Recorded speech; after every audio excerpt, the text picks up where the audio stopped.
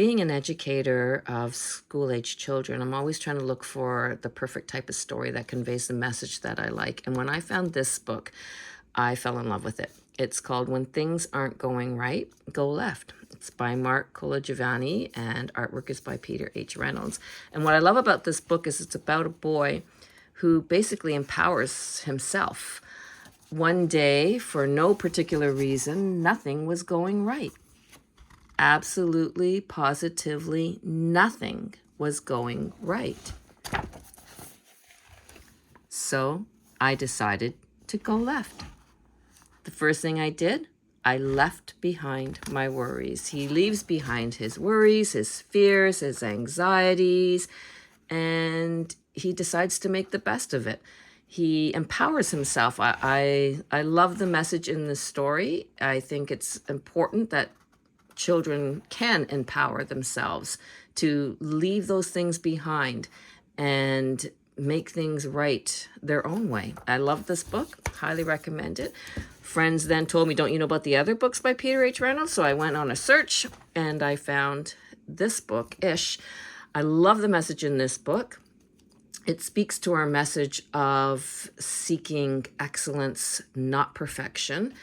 It's about a boy who draws pictures and loves to do his artwork, and then all of a sudden he draws a vase one day and his brother laughs at him. So now he's not happy with any of his artwork. Nothing seems perfect to him. Nothing's exactly the way it turns out. And then he ends up finding out his sister has been collecting all of his crumpled up artwork. And she said, he's saying that's supposed to be a vase of flowers. And she says, well, it looks vase-ish. That was it. That was ish. It didn't have to be perfect. All of a sudden, he gained new insight on all of his artwork. He looked at it differently and was happy with ish. It didn't have to be perfect. Ish was perfectly good. So I really like the message in that book too.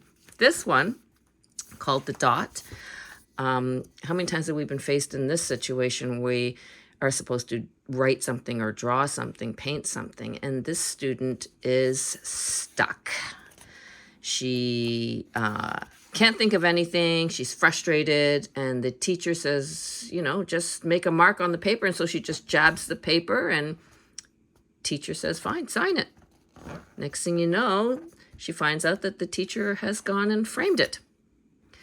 Well, now the student decides to challenge herself, that I can make a better dot than that. And she goes on this adventure to create all these different dots. And then she ends up becoming an inspiration to another little boy who finds that he can only do squiggles and doesn't know how to draw a straight line. So that was a great story too, about being happy with what you can produce and having the self-confidence. I love this book also, Sky Color.